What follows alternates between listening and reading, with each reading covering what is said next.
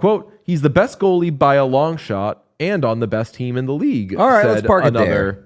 Let's park it Hate there. that. That is a crazy quote. Let's get to Greg Wyshynski's latest awards watch. He polls members of the PHWA and sees where they find each award sitting at this moment and where they would vote. And we've checked in throughout the season, and it has been a very, very rough look for our friends in the PHWA. I'm allowed to say that. I'm a former member. I quit. I didn't quit. I just stopped doing a job that allowed me to be in that. They kicked your ass out. They booted me. It was very controversial. This guy got ganked from the PWHA. I was saying some stuff that the PWHA didn't want. I was leaving Eric Carlson off my Norris ballots. Don't slurs in there? He's saying some stuff that they didn't want. They're not open answer. It's you just write the name. You could write whatever you want, I suppose. That'd be awesome. What if I gave a 5th place Norris vote to Eric, quote, I suck at hockey, Carlson?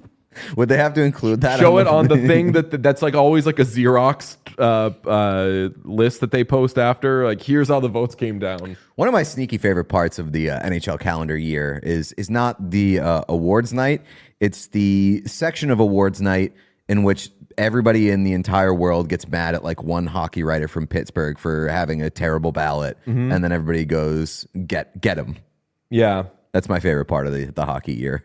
Okay, we'll start with Hart because we're all in agreement, and this does not mean Hart winner, but we're all in agreement that the best player in the NHL this season has been Leon Draisaitl.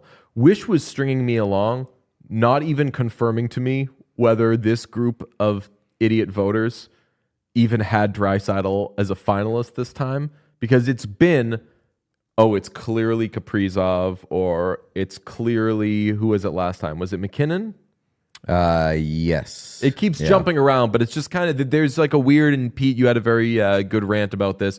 There's a weird sort of anyone but Leon thing. So here is what Wish has for Hart. The leader, Connor Hellebuck of the Winnipeg Jets, and the finalists, Leon Draisaitl and Nathan McKinnon. Writes Greg Wyshynski, what a difference a long-term injury makes. The frontrunner for the Hart in last month's award watch was Kirill Kaprizov of the Minnesota Wild with 37% of the first-place votes. Then he got hurt. The new leader is Hellebuck, the Jets' starting goaltender and last season's Vezina Trophy winner. While he didn't receive who has been more consistent and more vital to his team's success? Asked one voter. Quote, he's the best goalie by a long shot and on the best team in the league. All right, said let's park another. it there. Let's park it Hate there. that. That is a crazy quote. The best goalie by a long shot, absolutely. Have no problem with that. Calling the Winnipeg Jets the best team in the league without the word arguably in front of it, I think is a wild claim, and that might maybe suggest the region in which this voter is from, you think? Do we gonna try to like what's Witch it called, hunt? geo-track? Yeah, we should get the GeoGuessr guy on. We should do, you said that accidentally, but we should do the Wish Hunt, which is when Wyshynski comes out with his list and all of his quotes, we're immediately like, who said this? Let's find this idiot. Yeah. And every time we make it Sarah Civ, just so the internet gets even angrier at Sarah Civ. Oh, I do think that Sarah Civ has her fingerprints all over one of these quotes. Really? Yeah.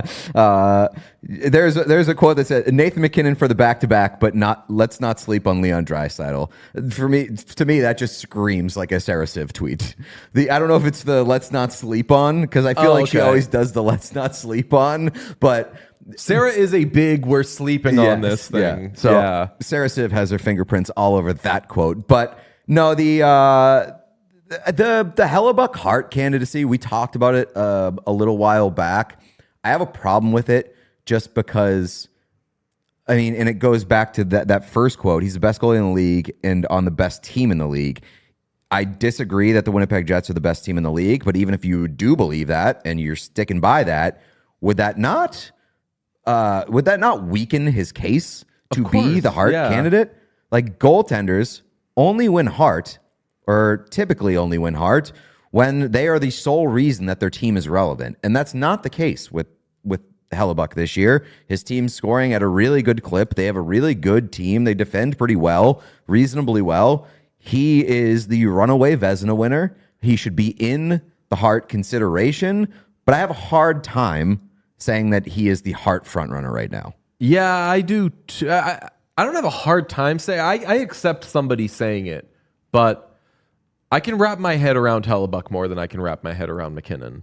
Because if you're doing...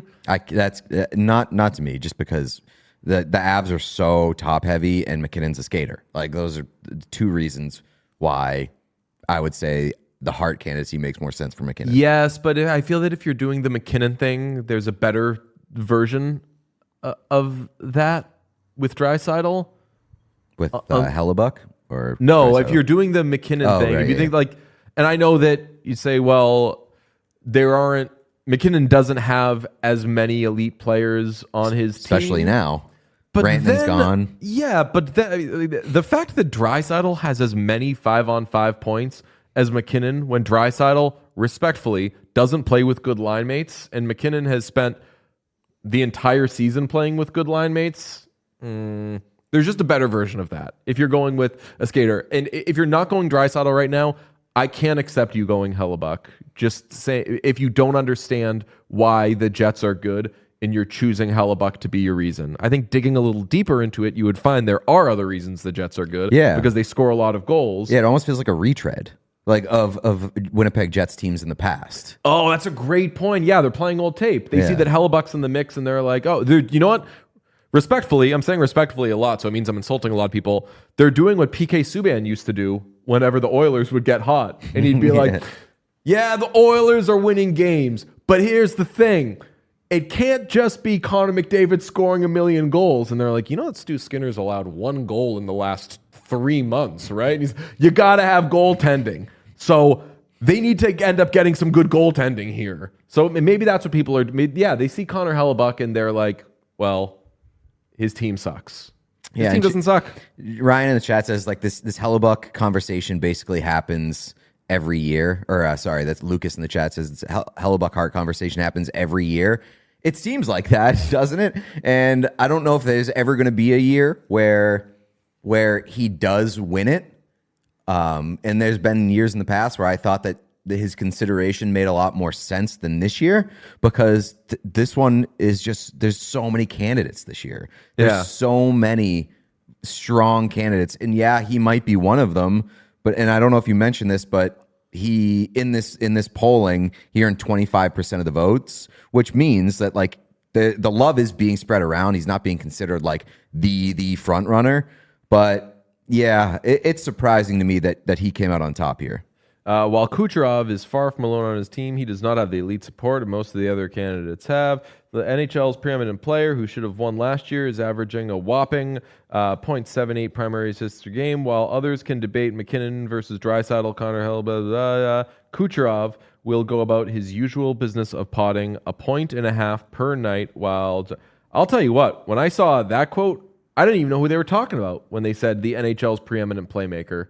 Yeah, they're saying Kucherov. Yeah, I end up finding out they're talking about Kucherov. But yeah. I mean, there's. I don't know that I call Kucherov the preeminent playmaker.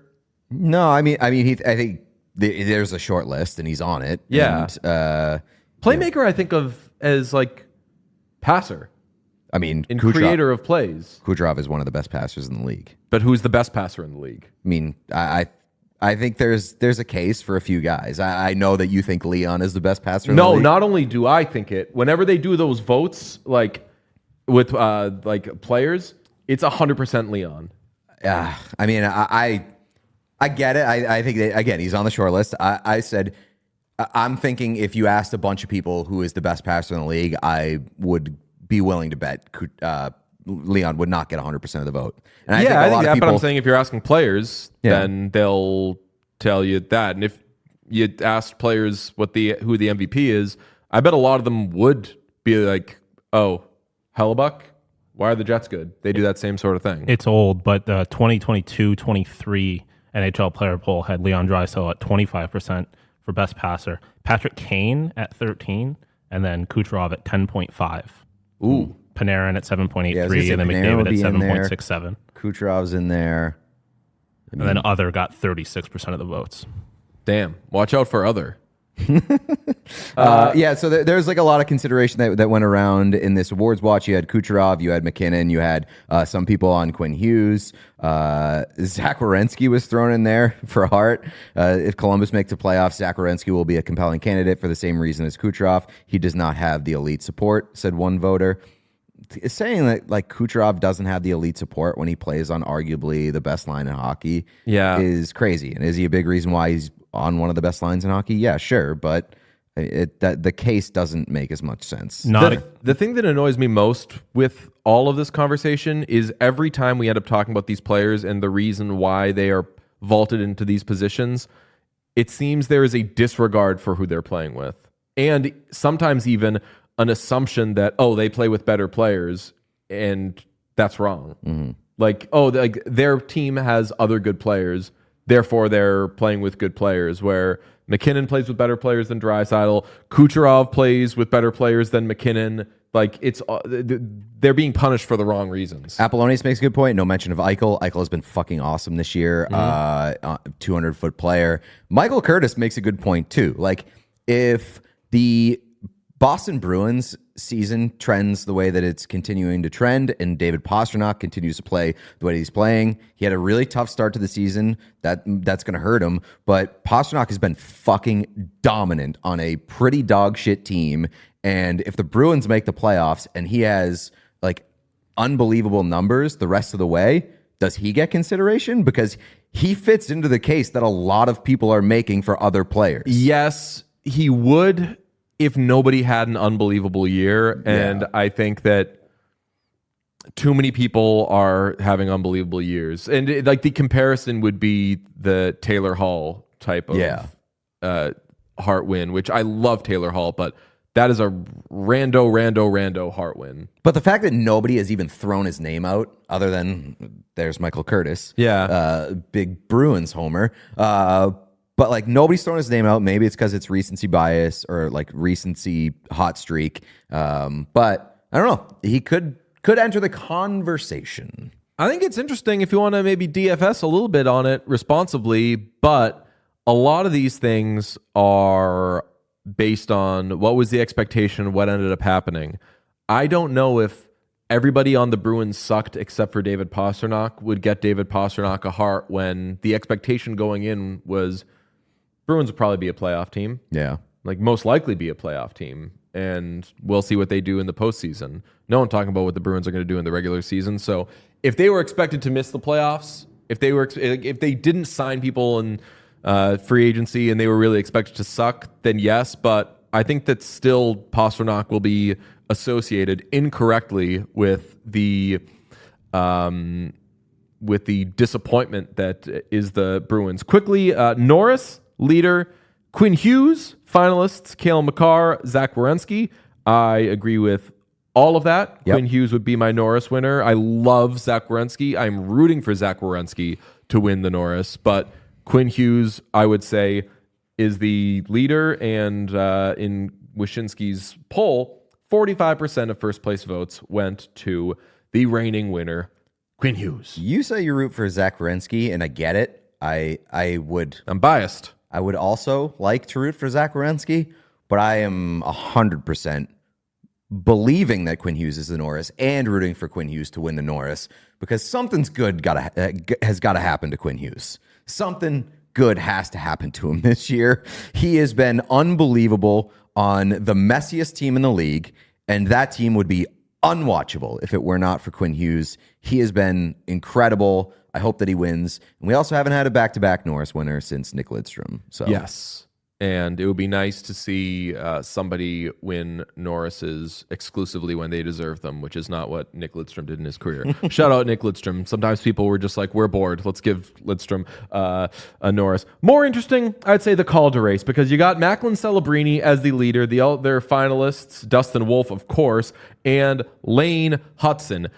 Here's what you must consider. Lane Hutson has been or the Canadians, I guess, have kind of hit a snag and have fallen back to earth. Yes, but because their players are getting hit by cars. it's yes, that actually is what's happening. But Lane Hudson was turning it on, putting the heat on Macklin Celebrini, and then the Sharks just traded their best offensive player. So now Macklin Celebrini is going to carry the entire load offensively with Will Smith and Tyler Toffoli. But what I'm saying is, if it's close now, it might not be close in the future because Celebrini has enormous opportunity to run away with this thing. He has enormous opportunity, but that's different from actually doing it. And I think when you look at Lane Hudson, he has really only gotten stronger as the season's gone along. He is still going to hold a massive, massive share of the opportunity in Montreal. I would not count Lane Hudson out. Yeah. Selke. We didn't even mention there, Dustin Wolf is a finalist. And if Calgary makes the playoffs, Dustin Wolf is going to get a ton of consideration, as should be the case, because as we mentioned yesterday with Ryan Lambert, 60% of Calgary's success should be attributed to Wolf. A lot of these quotes for each award seems as though the voters think that every award is Hart.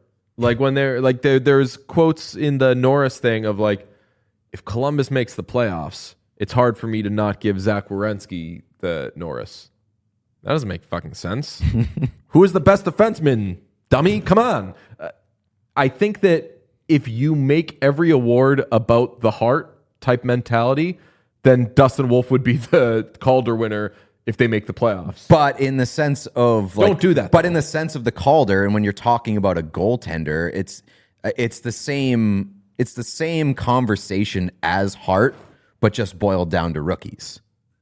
For the case for a goaltender for Hart would be the same case as a goaltender for the Calder, in my mind. It's not the Vezina. Yes, I would agree with that. I need to push back on a chatter who is mad at me and said, weird take on Lidstrom. No. 2011, he should not have won the Hart. 2011, Nick Lidstrom maybe should have been a finalist, but that was the Zdeno Chara year, folks. Everyone was mad at Zdeno Chara, though, because he was like, Max Pacioretty, I'm going to injure you.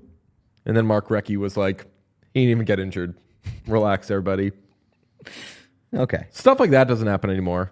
What? Why doesn't Ryan Hartman have a teammate who's like... Yeah, Stützle was faking it. Who just comes out and is like... Probably because Stützle got up from the ice covered in blood. Yeah, pretty horrifying. So I'll say if I'm going to grade... Selke, Barkov the leader, finalists Hischier and Reinhart. I just give this an A because the smoke around Leon Draisaitl having a Selke year is just as stupid as the smoke around Leon Draisaitl not having a Hart year. He doesn't kill penalties. He's an awesome player. We know.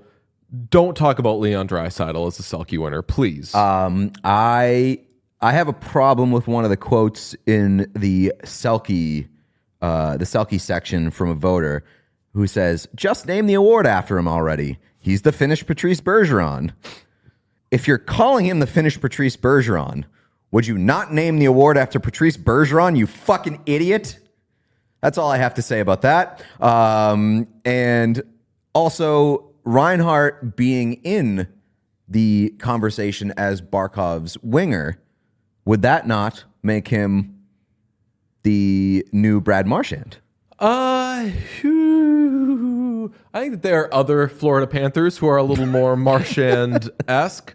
But I like Reinhart getting some love, but similar to, there are some years that Marchand could have been in the conversation for Selke, but it's like, we can't help but watch the guy that is literally next to you, and that guy is doing way more and is so much better at. I wish there were a defensive wing vote or award. You know, they say oh, there should be an offensive defenseman one and there should be a defensive. I would like there to be like a Like, who's the best like retriever off of faceoffs in the league? Give me that sort of stuff. Give me a Marion Hossa award. Give me. Just give us more awards to fight over. Just call it the Brad Marchand Award. He's the Canadian Patrice Bergeron. Okay, that's what we do. We all silly like the mayor.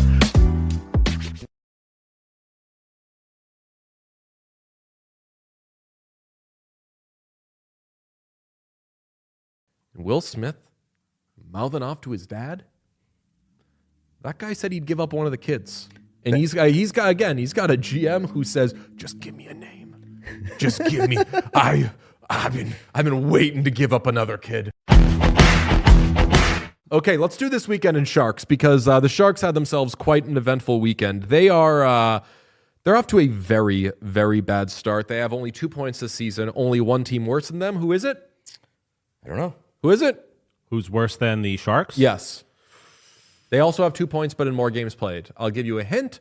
They won their first game Pittsburgh Penguins? via a comeback that, oh no, Penguins are Calgary rolling. Flames? Calgary Flames. Calgary Flames, only team worse than the San Jose Sharks, and boy, do the Calgary Flames absolutely stink, baby. They only have 2 guys with half a point per game this season, which, in their defense, they only had 3 guys with half a point per game last season. That team just does not score goals. Yeah, no, they don't score. I'm at the point with the Flames. I know that we're doing Sharks here. I'm like getting very close to free Nazem Kadri. I've been there, right? But I also like don't want to take good players away from the Flames.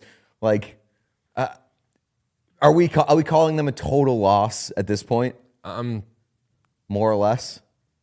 I'm getting there. Like, it's so horrible to say. Like, last year's looking like the fluke. Well, yeah. I mean, like Dustin Wolf carried them, But like, they missed the playoffs. I know. Yeah. I mean, but we do have to mention, I did not realize this. I believe it's 16 straight losses dating back to last season for the San Jose Sharks. Is that right? I believe so. 15 or 16. 1, 2, 3, 4, 5, 6, 7, 8, 9, 10, 11. They finished last season on an 11-game losing streak Damn. and have lost their first 5 this season. Correct. Wow. So they are on a 16-game losing streak. Okay, let's do. A lot happened, though, with the Sharks, and we must talk about them. So let's do, Sean, if you could throw it up, this weekend in Sharks. Oh, boy.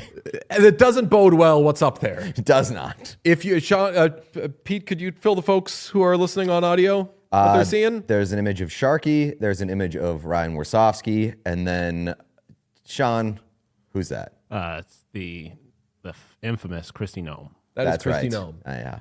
I've seen her on YouTube ads. We might do. Yes, you have. Oh, I yeah, think you that if the nation didn't get your employment, I think that Christy would have loved it. I bet. Yeah, she would have. Okay. You don't want Christy Nome popping up on your hockey things. So that's why we have to do this weekend in Sharks. Let's start it off with they were shut out Saturday against the Pittsburgh Penguins. They had a season high 12 high danger chances, but they could not score on Tristan Jarry. That's tough. Not great. Not great. Womp Not womp. amazing. What's that, Sean? I said womp womp. Womp womp. Okay. During the first intermission of this game, this message was shown on the video board. It says, SJ Sharks fans love ice. Get 'em, boys. That's not good. Here's a news report from ABC 7 in Los Angeles.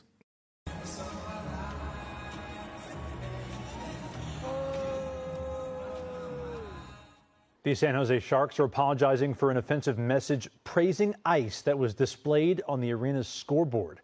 This incident happened during last weekend's game against the Pittsburgh Penguins.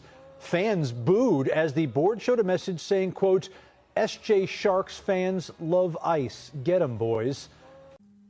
Now, it's Sharky dancing on there that makes it so. Pete's having a ball with the ice thing. Let's get into this. Actual tears. It's so funny. I mean, like, It's Sharky dancing. Yeah, that's a the, pro like- ice message. Like, that's like on paper when you just see a screenshot of it, nothing funny about it at all. But then you watch the video and Sharky is just having himself a ball. Sharky's like getting down. Just at the idea of innocent people's lives being ruined. The optics of it were, I mean, objectively in hilarious. fairness to the San Jose Sharks. Oh, I don't blame the Sharks necessarily. Yes, it slipped through. That was a very effective Trojan horse. Yeah. Oh, definitely. Ice Yeah. hockey, Yes, of course. right. Honestly, Yeah. it's nice that like they, as you'll get to, acknowledged it. I guess because I definitely don't think the Sharks did anything wrong. Now there is curious. Let's clip that. There is curious timing around this because Sean, Saturday was Los Tiburones night. Oh, no. What is that? Did you not know this ask? detail? I did not know this. Oh, What is no. that? Hit it, Sean. Hispanic Heritage Night. Oh, no. It was Hispanic Heritage Night at SAP Center. And Oh, no. they accidentally published a pro-ICE message. Folks, you can't make this up. That is so fucking bad. It's so bad. Dude. It's so bad. And, last year we had the Yep. LA Kings thing Yeah. where they were doing Armenian Heritage Night, which is near and dear to my heart, and I love it, but they accidentally gave away a scarf that was made in Turkey.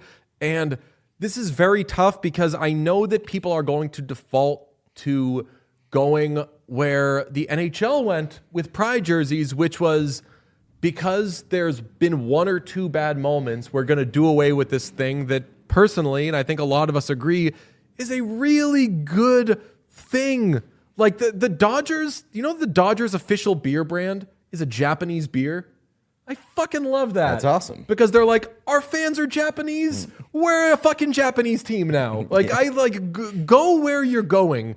And for the Sharks to celebrate their Hispanic fans is so wonderful. I don't want moments like this to make teams, or moments like the Kings last year with Armenian Heritage Night, to say, better not do this because people are finding ways to fuck this up. Just try extra hard to not fuck it up. And if you do fuck it up, yeah, we're going to laugh about it. But keep having Hispanic Heritage Night. Just don't put up pro-ICE messages. I feel like teams need to stop doing the hey, you can submit things to be shown at the game. It's that you are playing with fire. I mean, that's my so thought when they much. have the scan this code and you can use your phone as a camera together. I'm like, it's the begging fact for a that we penis. haven't seen a naked person or at least double fingers to the fact that we haven't seen that yet is crazy to me. It is something like this was bound to happen. All right, let's keep it going. The Sharks apologized. Very important. During the first intermission, offensively worded message, which had been externally submitted, was inadvertently displayed. Thank you for apologizing. You do feel bad for the Sharks in this moment because, as you said, Pete, there is no easier word to Trojan horse into a hockey video board than ice. So you got tricked, but obviously we don't think that you did that on purpose. We're sorry and sad for you, Sharks. You should get an apology from the monster who did this. Honestly, So Pete apologized. the person who should be apologizing here is Sharky for dancing next to making light of that message. And quite frankly, some white boy dancing. Not a very Hispanic Heritage Night celebratory dance. Really, really gross stuff. Now, let's get back to hockey if you want, because after the game, Ryan Warsofsky, the head coach, said he would give up one of his kids for a win. What? Nah, way. He couldn't have said that. He said it and he swore. Sean? It sucks. Keep telling myself there's got to be a reason why this keeps happening in a sense. I'd give up one of my children for a win. So it's frustrated. I'm sorry for swearing. We're very, very frustrated, and we're going to keep working at it. Ryan Warsofsky, do not apologize for swearing. Apologize to your children for saying that you would give one of them up. Yeah, that's pretty tough. Now, I crunched some numbers. The San Jose Sharks, on the subject of children, have 10 players on their roster, 23 years old or younger. That's a real stat.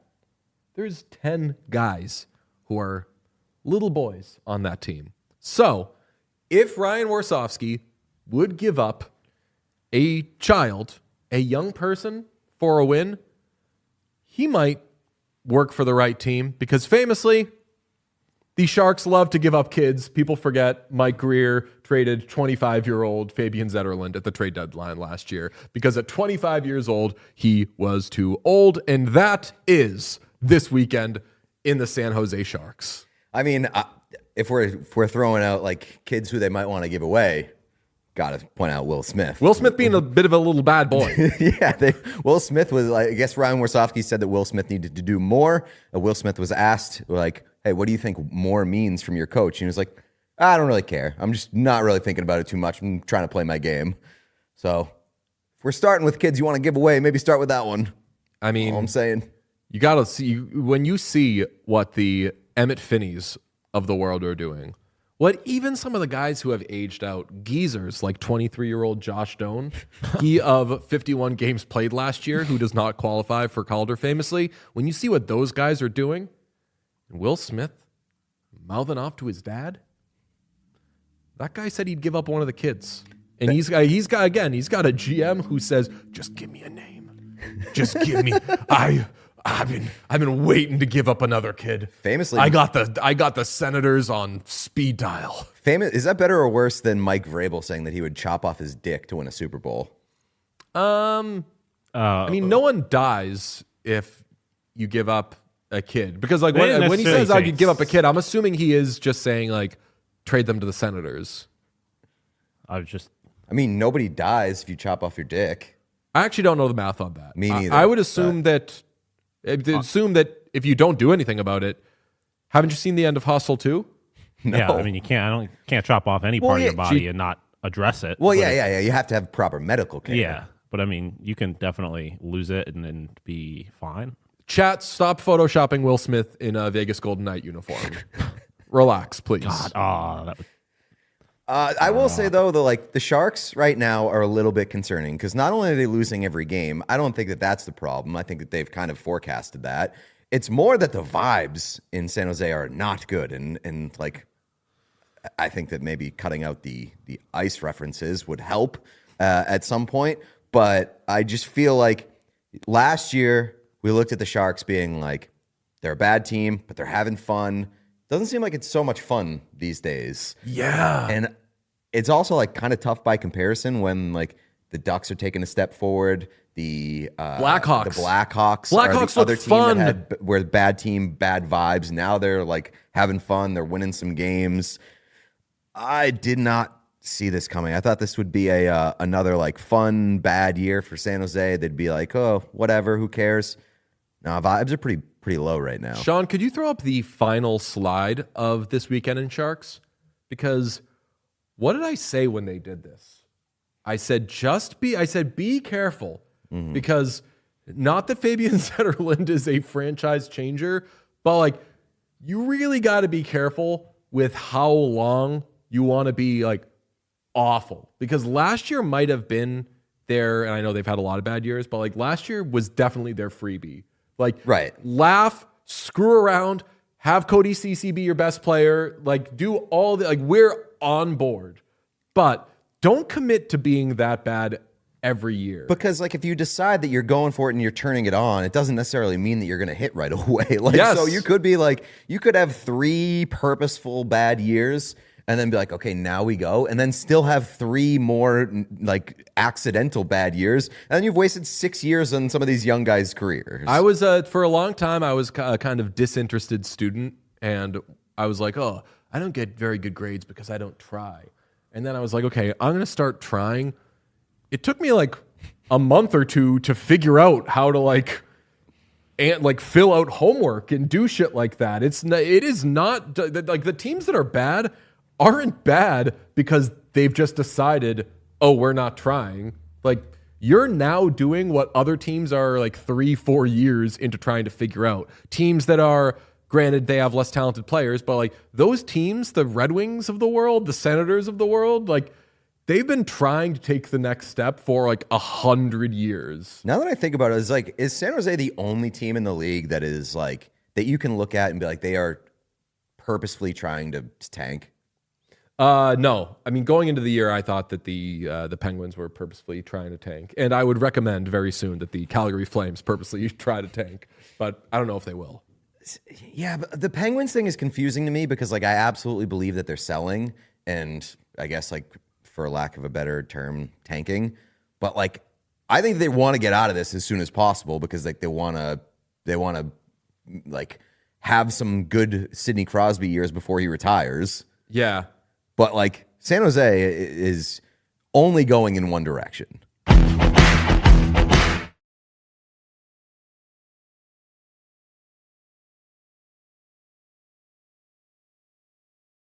And people in hockey talk about he's the greatest in the game as if nobody's second.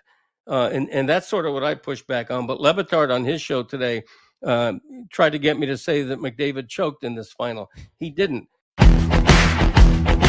We will check in with someone. I was going to say we've wanted to have on this show for a long time, but I can only speak for myself. From the Miami Herald, it is a great American columnist. His name is Greg Cody. There he is. There's that smile. Hi, Mr. Cody. How are you? Sir, it is an honor. Two of the three of us have been trying to get you on the podcast forever, and it's just one of us who wears hats. Let the record state. Called you a slur at some point. It was not good stuff. I did not call you a slur. I just called you a senile old man, which I know that you took offense to, and I did apologize for. And let the record state that I said we should have you on today. Okay, well, thank you both. And for the record, calling someone a senile old man is not a slur unless they're an old man. Like if I called you senile, it'd be like pointless to say because you're a young man. But, anyway, that's all forgiven. Water under the bridge and whatever else they say about when things are all forgiven. So happy to be here. How old do you think Pete is? I barely recognize him without his white hat. I would say 34. Wow. Oh, damn. Clocked me. Yeah. I'm a week away. I'm exactly 1 week away from being 34. So you are wrong. You are not senile at all. You've got Look your at wits, me. my friend. Very sharp. Let me ask. Do you feel validated for calling Connor McDavid Mick overrated before the Stanley Cup final for a second year in a row, and now he's got 0 for 2 in the Stanley Cup final? I'm not sure if validated is the right word. Vindicated, I'm not sure either. I'm pleased. I mean, anytime I write something, particularly something that's controversial and invites people to call me an idiot or senile, and it turns out to at least arguably be true, that makes me feel pretty good. I mean, and honestly, I feel better about it now than I did a year ago, because a year ago, it went to 7 games. I think McDavid had a better series than he did, better final than he did just now. So, I feel pretty good about what I said, calling him McOverrated in the context, as you guys know, of him needing to win a Stanley Cup in order to be on that GOAT-like upper echelon where everybody seems to already be putting him, even though he hasn't earned it. Matthew Tkachuk says after the game that Connor McDavid will win the Stanley Cup, and then adds, wherever it is. Is that just quintessential Matthew Tkachuk to you, that he's still continuing to get in little digs and fuck with Oilers fans? You know what? A year from now, right, we may be talking about where's Connor going to play next.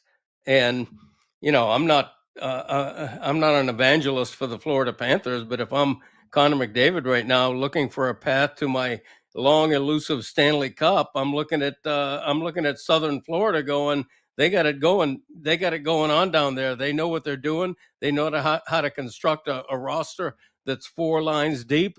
They know how to play ferocious defense. Why wouldn't I go there? Why wouldn't any player in the NHL right now consider the Florida Panthers if he were a free agent? Can I please ask you how much extra money you have made from not paying state income tax in Florida? That's a good question. I'm sure athletes and agents know that answer better than I do. I'd have to ask my wife, who's the smart one in the family. But you're right. That's a factor that should not be ignored. And that's why I think the Panthers' current free agents, and the big 3 are Sam Bennett, Marchand, and Aaron Ekblad.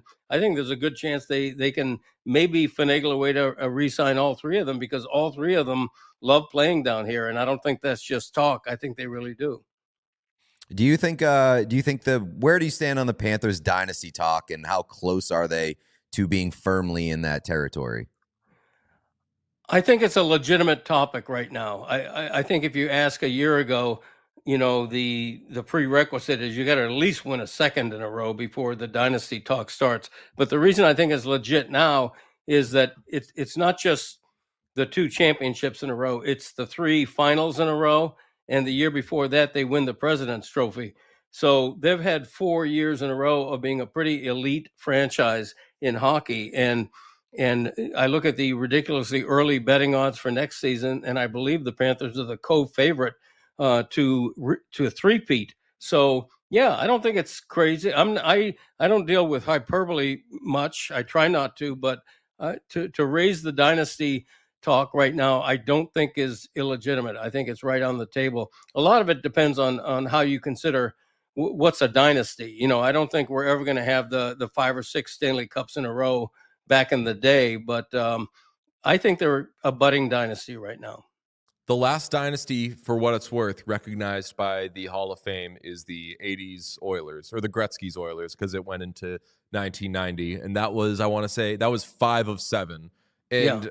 if a 5 of 7 happens, obviously that's a dynasty. Yeah. Like, that is, I just think that it's becoming too common now. 3 times in the last 2 years, or in the last 10 years, I'm sorry, teams have won back to back. So there's been kind of seedlings of dynasties, and then it turns over, which is why the next couple of months with how they handle Marchand and Bennett and Ekblad, and I've got my own thoughts we're going to talk about later on the show on that, is going to go a long way, because I think they do have a path to, if they want to, they can win 3 in a row. They can win like 4 of 5, or do they want to become the New England Patriots and really open this thing up and have your core pieces, keep a little flexibility, and sprinkle guys around through there? What would you do if you were them, Greg? My big concern, I know they at the top they have a great ownership team. Bill Zito, I think, is the GM of the year. Paul Maurice finally is showing people how great he was as a coach for the past 2 decades plus. And I think the roster is beautifully constructed. I would try to keep everything together. My big issue is Bobrovsky. How much longer can you count on him being your elite goaltender? That's one of the reasons you guys know that Florida's the champion again, is that Edmonton had 2 goalkeepers, which means they didn't have any, and Bobrovsky was the best goaltending force in that series. But at his age, can you count on him to still be Bob 2 years from now? So I think looking to the next goaltender is an issue for them.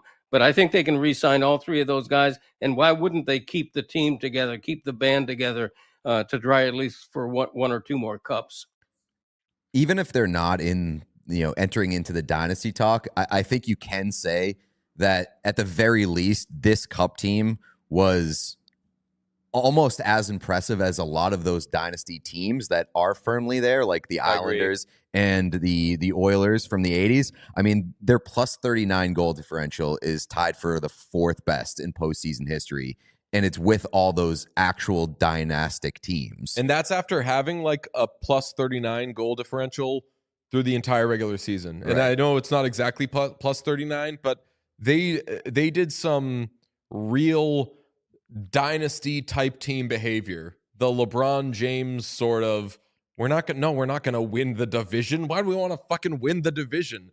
We want to get right for the playoffs and then just go on a run. And they're going to be getting older if they keep all these guys, but I think that that's kind of just going to be what you're going to see from them. Every year we're going to talk about, okay, well, now it's Tampa, now it's Toronto, or maybe even Boston gets back in the picture, and you're like, okay, there's a new dog coming. But as long as they have these key pieces, and I agree with you, Greg, the biggest question is going to be, what are they going to do at goaltender in the coming years? But as long as they figure that out and they keep cap flexibility, they are going to be at the very least lurking for the next 6 years. Right. And I think it's being a little bit underappreciated what kind of a playoff Bobrovsky did have. I think he would have been, I don't know where he finished in the Conn Smythe voting. I would guess 3rd or 4th, maybe. He would have been a challenger to win that trophy, except the Panthers behind him or in front of him score 94 goals in 23 games. They average more than 4 goals a game. And they were the first to score in 5 straight games in this final. So they never put Bobrovsky in a situation where he goes into a game panicked that he can only give up 1 or 2 goals to have any shot. He knows that his team can score 4 or 5 goals routinely.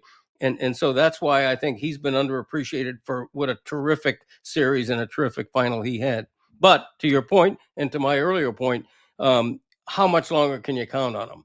You know, Bobrovsky was not particularly popular down here even a couple of years ago, but he had a renaissance. He made a late career comeback. The question is, how much longer can they count on that lasting? Are you surprised by how good the Panthers looked over the course of these playoffs? I mean, Brad Marchand mentioned it after they win that like people doubted them in every round, and DJ mentioned the regular season results were fine to good, but like they emerged as the clear best team in the league over the course of the postseason. You got a dominant defensive first team that ends up scoring like 5 goals a game in the Cup final. Were you surprised by how this looked in Florida's favor? I wasn't, because they had health on their side. You know, Edmonton obviously was missing probably their third best player. Florida, 2 cups ago against Vegas when they lost, they were terribly injured. They were playing guys with broken bones, and it only came out afterward how badly they were hurt.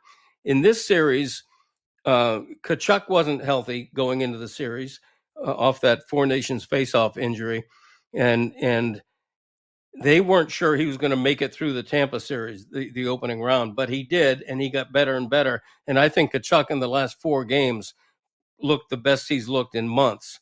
Reinhart has an injury in the Carolina series, but by the time the final comes around, he's totally healthy.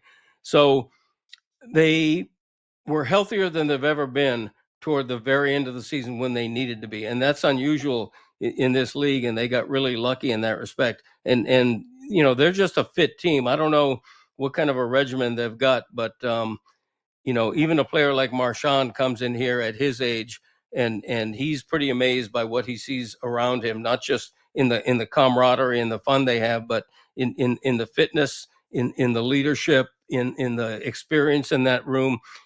It was just everything coming together right. I mean, this was absolutely the best team in this league.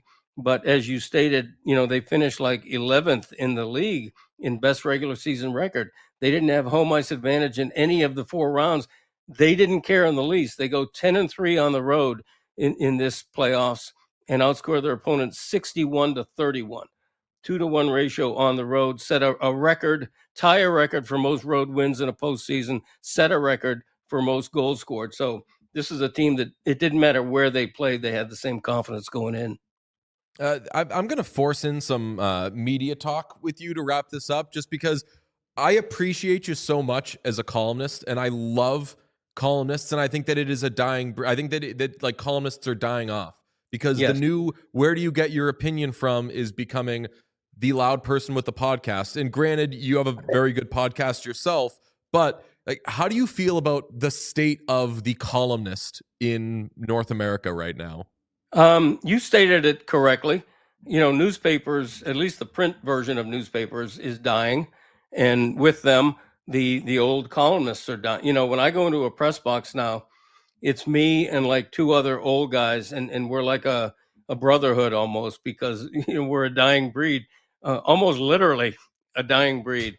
And Pete was saying that before the show. Yeah, it's weird because we used to have 2 or 3 columnists on our staff back when our staff was like 35 writers, and now we're down to 8 writers and me in terms of an opinion columnist, and that's the way it is throughout all of the large papers in the country. The large papers have gotten smaller, the staffs have gotten smaller, the travel budget's gotten smaller, and the old-timey newspaper columnist like myself is a dying breed. But I think every once in a while, augmented by being podcasters as well, and having a voice, not just a word, helps keep us alive, because through the Levitard show, through my own podcast, I think I'm known for more than just the guy who's written for years for the Miami Herald. Now people can actually hear what I talk about as well.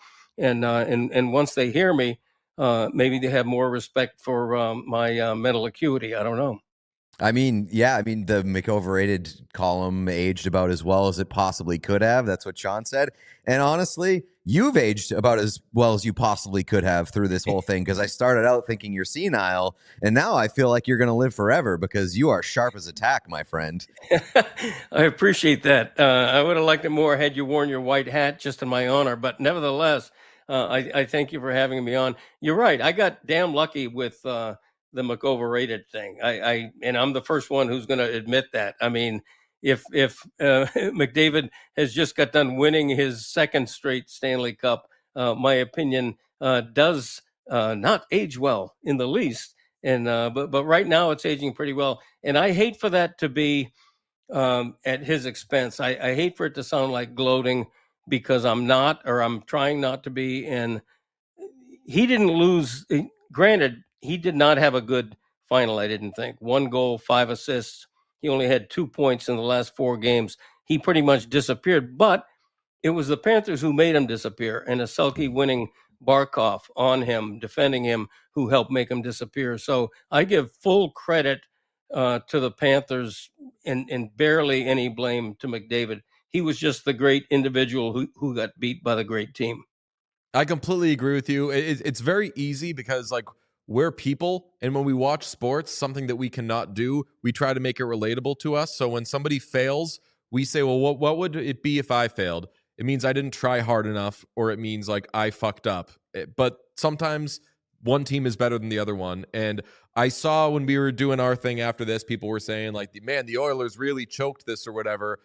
And that just takes away from what the Panthers did. Like I don't think the Oilers choked. I don't think McDavid choked. I think that he was trying his very hardest, and I think that he went up against a deeper team that, as you said, has multiple Selke guys up there. Even like back in his day, I know they weren't on the ice a lot at the same time. Like Brad Marchand, one of the great two-way forwards of his time. Sam Reinhart also there. So they played a better team. The better team won. But McOverrated is a bar. It is a bar. And like, I think, to your point that you were making, and like, we generally agreed with the spirit of what you were saying, just not the McOverrated tag. Yeah. And if you are heading down a path of a legacy of the best ever, I think you do have to, even if you're playing great defensive teams, like at some point, if you are the greatest ever, you have to not be contained, whether it's by an unbelievable defensive team on the other side. So like, if you are going to poke holes in the legacy, and that is the job of a columnist such as yourself,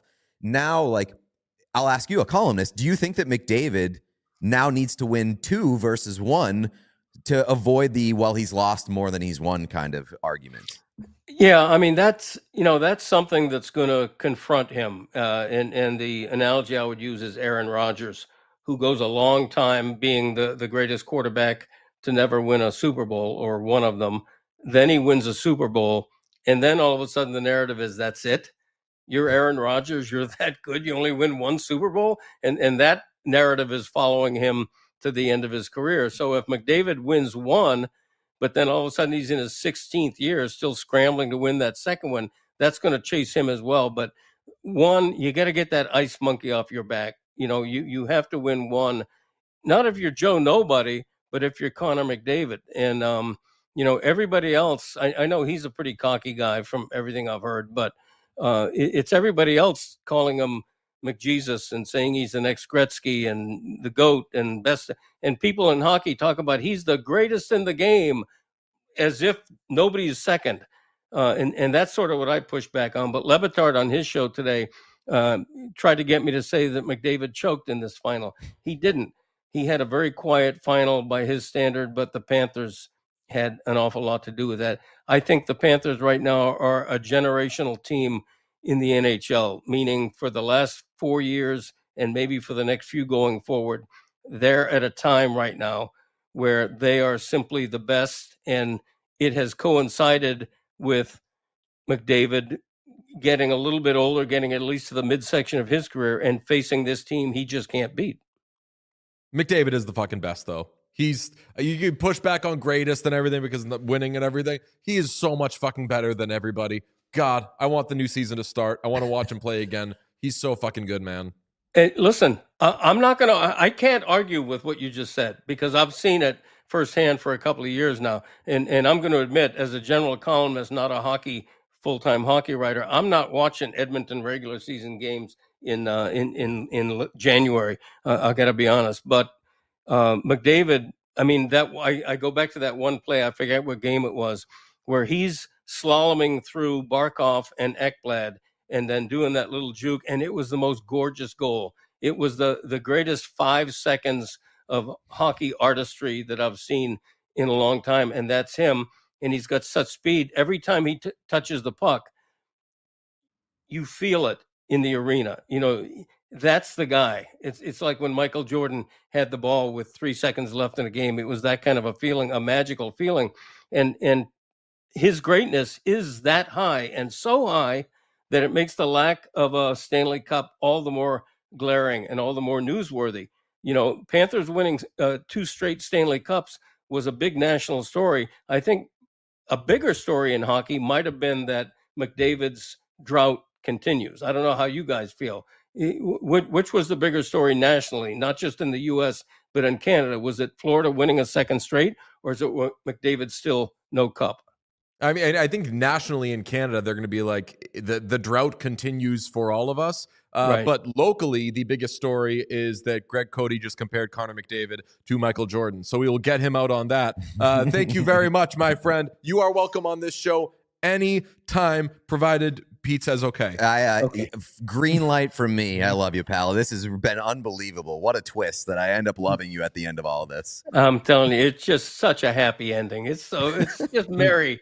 I'm feeling joyful. Tell your listeners to stop tanking our ratings on podcasts because they are commenting that kind of thing and giving us 0 stars. Okay, I'm sorry. I'll get right on that. All right, you're the best. Appreciate you. Thanks, Greg. Thanks, guys. Oh. We all silly like the mayor.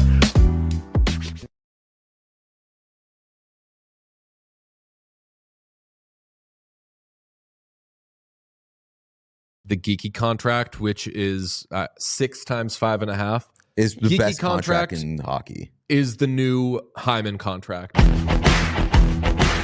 Pete, you have an announcement. What would you like to announce? The floor is yours. So I mean, like, this is an unbelievable weekend. The Bruins game over the weekend against the Red Wings was just incredible. And part of that incredible game was Morgan Geekie going off again. 2 goals. One more time. 2 goals for Morgan Geekie. Morgan Geekie, I think, is my Leon Draisaitl. I think he's my Leon Draisaitl. And there's a number of reasons why I say that. And like the easy way to say it, I don't think that Morgan Geekie is the caliber of player as Leon Draisaitl, but he is my Leon Draisaitl in the sense that, like, obviously Draisaitl's second best player on the Oilers. Obviously Morgan Geekie, second best player on the Bruins behind David Pastrnak. I would agree with that right now. Right now, yes. So just like a guy who can drag his team from the depths, comes up in all these huge moments, can score for basically anywhere in the offensive zone, is a fucking absolute weapon, is a well-rounded player, very cool guy, and is just like I would say, the spiritual engine of the Bruins right now. And I think that oftentimes Leon Draisaitl is the spiritual engine and the coolest motherfucker on the Edmonton Oilers. Same thing applies to Geekie. I love this. It has made me realize that perhaps nobody on the show does stan a player maybe more than I am obsessed with Leon Draisaitl. And Pete likes hockey more than I do. Pete likes hockey more than anything in the world. And I've never heard him be like, this is my fucking guy. You've been that way with McKinnon over the years, but who doesn't love Nathan McKinnon? Right. How can you not love him? The way that I've seen you mold your fandom of Morgan Geekie, when you sent that text the other day, I was like, he's ready. Yeah, I mean, like, I've been on the Morgan Geekie train since the Bruins made that signing. And there were people that pushed back against him and being like, why are the Bruins keep signing bottom 6 players? Like, Morgan Geekie gets you excited. I was like, yes, Morgan Geekie gets me fucking excited because I watched him in Seattle and he was awesome and he was a weapon in Seattle. They did not use him. Morgan Geekie is the kind of guy who like basically at any given opportunity, with the opportunity that is presented to him, he makes the most of it. That's also why I fucking love Kiefer Sherwood. Kind of fits the same profile where they're versatile. They'll do a little bit of everything. And if you give them more and more opportunity, they will do a ton with it. And that's why I fucking love Geeky. That's why I love Sherwood. Teams have passed over these guys and they've turned around and made those other teams look like idiots. That's why I love those two guys as much as I do. And if they can fucking unite in Boston, if the Bruins go out and get Kiefer Sherwood, I would love it. And I will say, I've kind of rode the fence a little bit when it comes to the Bruins this year because my expectations are relatively low for this team. I think their ceiling isn't that high. I'm off the fence. I'm in on this team. I really, really like this team. I know that they're not that good, but they are tough as fucking balls. And the game against the Wings over the weekend was incredible because basically they sent 3 lines out there to kick the shit out of the Red Wings, and then they sent Geeky's line out there to score.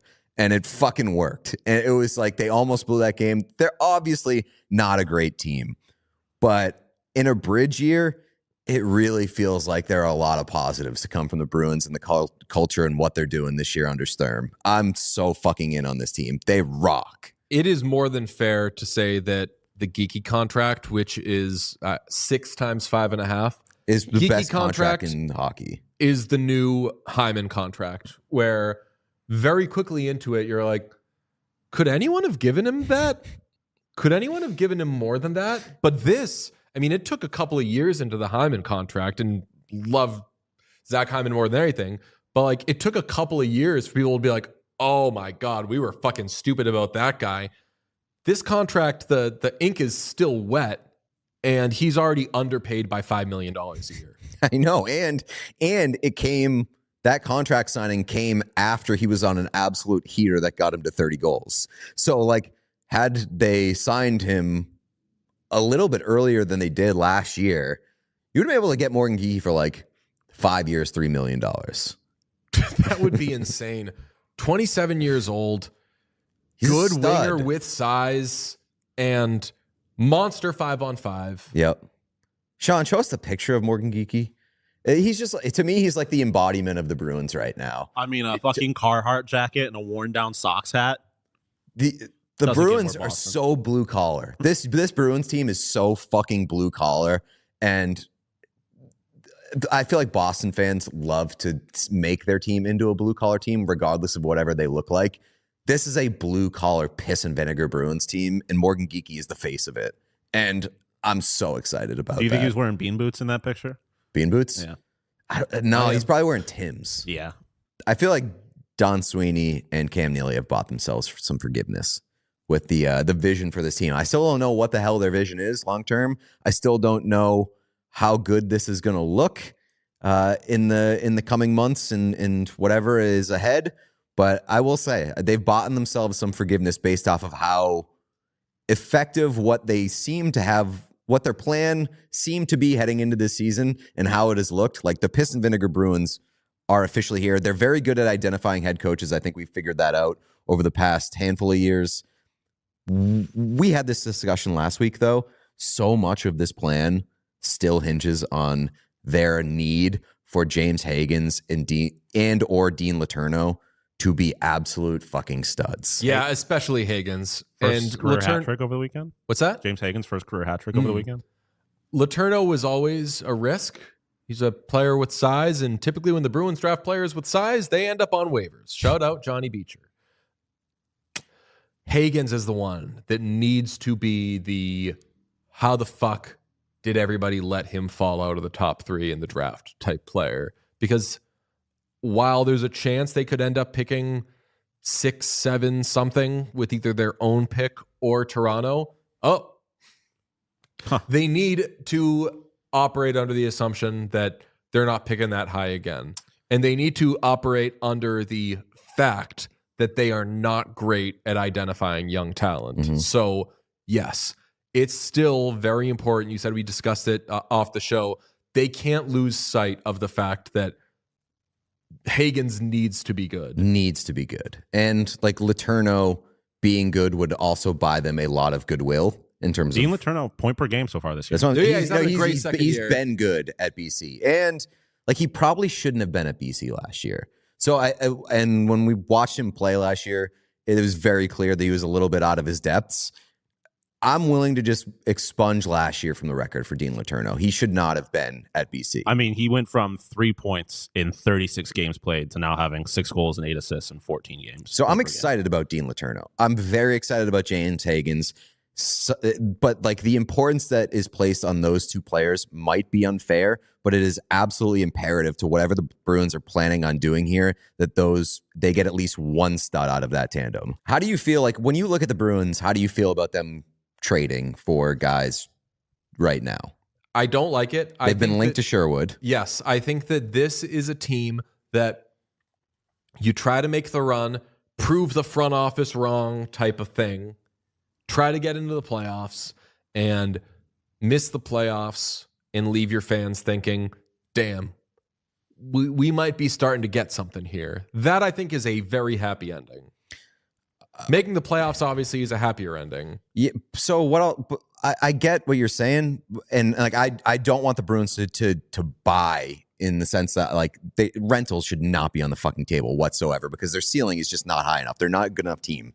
But if you're going to go out and trade for a guy like Kiefer Sherwood with the intention of extending him, absolutely do that. Like they need foundational pieces in terms of what are you building around? Like, how are you going to improve this year to next year? Like, you're going to have Hagens hopefully next year in the mix, but what other pieces are coming into picture? Okay, my issue with that is we've accused the Bruins of being oops all fourth liners and oops all bottom sixers. Yeah. Kiefer Sherwood, I'd love to be wrong about this long term. I still see as like a low or just like a medium end middle sixer. Correct. I see him as like a really good third liner who you can toss up, to use a Bruins reference. I think of him as like a Rich Peverly type, where probably best suited as a core third liner. Yeah. And jump him up on the second and first lines knowing you're getting great performances. I definitely agree with that. Like, I definitely think that if a contending team wants to trade for Kiefer Sherwood, he's going to be like on their third line and probably going to be an amazing piece of a third line. But if the Bruins go after Kiefer Sherwood, he is a short-term top six upgrade. And then hopefully as this comes better into picture and later on in the duration of that new deal that he would get, he would slide down and still be where you kind of need him to be. Okay, so say for the sake of your life being amazing and the Bruins getting Kiefer Sherwood, say the Bruins do try to get someone like Kiefer Sherwood. Yeah. They've got 2 first-round picks. I would not trade a first-round pick. Cannot do that, but does having 2 first-round picks make it easier for them to potentially part with their second-round pick, knowing that they might not end up picking as high in any round as they thought they were going to? I think they're right. I mean, factually, their best shot at a high first-round pick right now is via the Leafs pick that they got in the Brandon Carlo trade, not their own. So say they think their second-round pick is going to be the 42nd pick. Are you cool moving that for Kiefer Sherwood, knowing that there's a chance he's getting to UFA anyway? Yeah. But then you have to get into the bidding war of UFA, and with the free agent class looking the way that it's looking right now, where Sherwood could end up honestly being like a top one of the 3 prizes. player. Yeah. So like, I don't want to see that happen. I'd rather see them give up an asset or two. Second round pick would sting a little bit. I'd much rather see them honestly trade a young player like Poitras or Lizelle, and then package that with a more like middle roundish pick if that can get the job done. But I don't know. Like Poitras, Lysell, and a 3rd round pick for Kiefer Sherwood. Like both of those players, you're saying? Yeah, I think I'd rather do that, because then that's also getting out from players while they still have value for you. Canucks fans want Fraser Minton, and we were talking before the show. I haven't seen anything unbelievable from Fraser Minton, but I give Fraser Minton the same thing that I give Matt Savoy, which is he's a rookie. I know that Minton's like kind of not a rookie, but like he's a rookie who looks like he belongs in the NHL.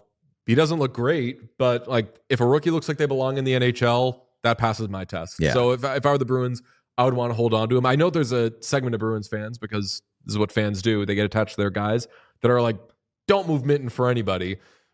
Honestly, Minton in a Sherwood deal wouldn't be the craziest thing in the world. I think it would be. I would You'd not want to do get that. more back. I love point. Kiefer Sherwood so much. I would not trade Fraser Minton based off of what you're seeing from Minton in his first year.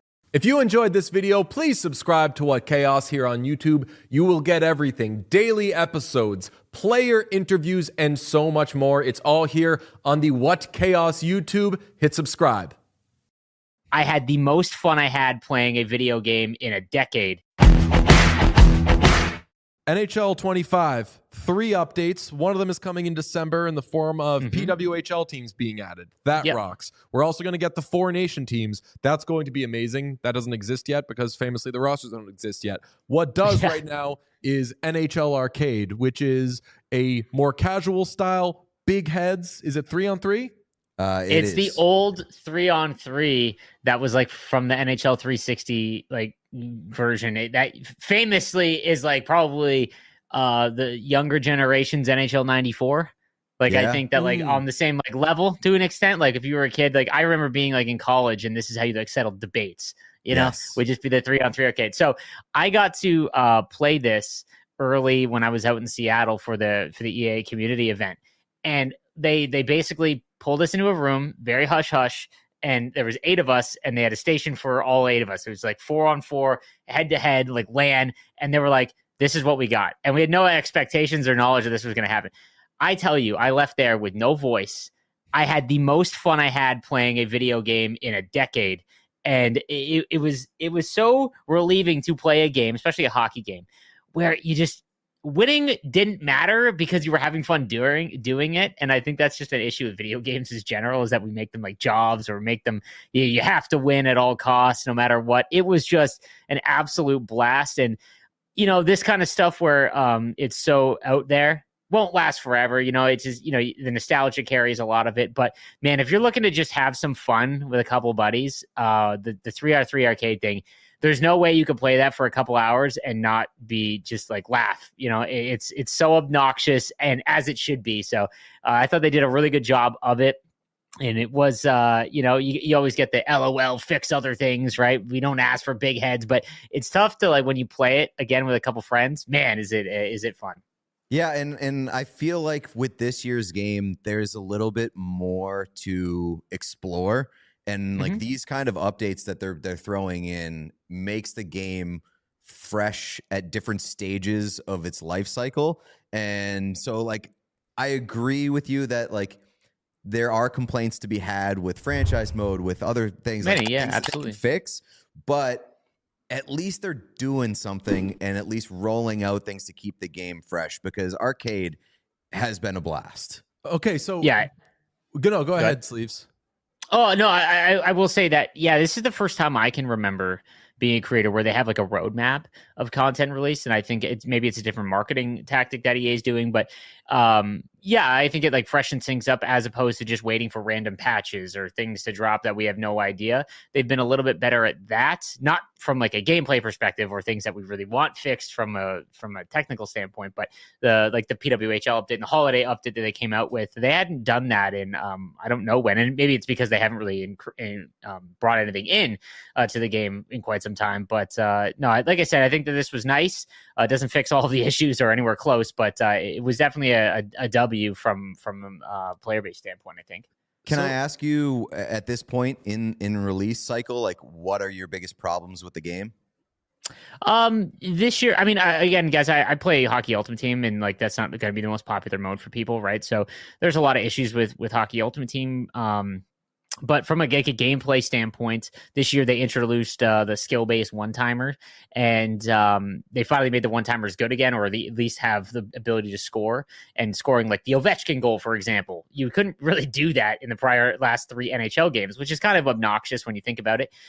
So that's good, but you can also just basically flick up from the point, and every DDD one-timer goes in, and they've really got to address that and bring it back from a 1v1 gameplay standpoint. And it was met with it's the same issue that a lot of games go through that are yearly releases. I think that when you release a game and you only have a year dev time, there's so much relying on the day zero patch or the things that will be fixed, in the first couple weeks of the game that should be at launch. And World of Chell, for example, experienced just tons of matchmaking issues and things like that. And they're slowly trying to fix those to get it to where it's stable and everything like that. But, it's tough in the single game cycle. But in terms of gameplay, yeah, the DDD one-timer thing is a little rough. The coaches being added to franchise mode, again, a lot of players won't care about that. Really cool for immersion, I got to say. I think that was one of the cooler ones. I think they got the mobile face scan version on some of them, though, not the full crazy one that they've got in the EA Studio. But I don't know if you saw some of those, but that might be a great segment to go through and look at the actual coaches compared to their likeness, because I thought it was pretty funny on some of them. We got the scoop that Rick Tocchet not happy about his face. No, he was not. Dude, Lindy Ruff is my favorite. You got to take a look at Lindy Ruff. How do you feel the PWHL and Four Nations implementation will go? I mean, I think that obviously in the case of the latter, pretty easy. All those guys already exist. But I mean, what kind of world does this open up for the game to be able to add another league in the PWHL? Well, I think it was big, and I think this was the first time that we've ever seen where, because the women were introduced to NHL 23. Yeah, Sarah Nurse was the 23 version, right? So, and then this year they were released, especially in Hut. Again, that's the mode I focus on the most. But the North American women weren't really in the game, and there was like a why, like what's going on here? And it was easy to kind of figure out that there's a new league. Obviously, there's a legality to it, so there was obviously some sort of like contract or negotiations that had to have been done, I'm sure, to see them in the game. That's good, and I think it's good for the PWHL. Like maybe for some people, maybe they they're not super interested and whatnot, but that it is what it is. But I think that for the PWHL to give them a higher recognition and platform as well in the game, and now they're going to get highlighted in the game and get the jerseys and everything like that. I think that that's going to be a big win for them. And I think again, highlighting the best women on the planet is awesome. There's nothing wrong with that. And go ahead. I think it'll be good for young people playing, because Absolutely. It's new jerseys they haven't seen before. And I'm thinking about like when I played video games, when we weren't playing Parappa the Rapper, you would pick teams that had cool jerseys or a player that excited you. You would, because you played with them so often, you'd learn every player on the roster. So if you were playing Madden, you knew who the guard for the Miami Dolphins was because you liked the color of their jerseys or whatever. I think that like big hockey fans like me, Pete, Sean, whatever, like if we're playing, we're going to be, oh yeah, let's play PWHL. I think that kids are going to see the Minnesota jersey or the Fleet jersey or whatever and be like, I'm playing with that. And they're going to learn who the players are. And that's going to be, I think, huge for growth. Such a no-brainer if you're the PWHL to get in there. For sure. Yeah, and I mean, like, even for the awareness of these teams' existence for people who may not know, because I remember as a kid, like, I played Madden and I found out about NFL Europe through playing Madden. And in my early NHL days, when they started introducing AHL teams, like, this is how I found out about a lot of teams. So don't overlook that for sure. I am a Patriots and Red Sox fan, famously from Southern Ontario, where I was force-fed every Toronto team, and it is simply because I thought the Patriots logo looked awesome, and this was when Bledsoe was on the team, and the Red Sox, I loved playing with Nomar Garciaparra, and I just luckily fell into that over the last 2 decades. But no, I think that you're bang on, and I think that, for example, when they have cards that mimic their performance on ice, you see on social media and stuff. Jenny Hirikoski scores a big goal. You might have her card in Hockey Ultimate Team or whatever. Like you are more aware, whether that people want to admit it or not. They're paying attention. There is no way that when you watch the Olympics, for example, you're going to actually know some of the women athletes a lot more, just even if you weren't paying attention, just because you've seen their name and again the jerseys. I thought outside of the Scepters, I think that they all the other jerseys I think were fantastic. We all silly like the mayor.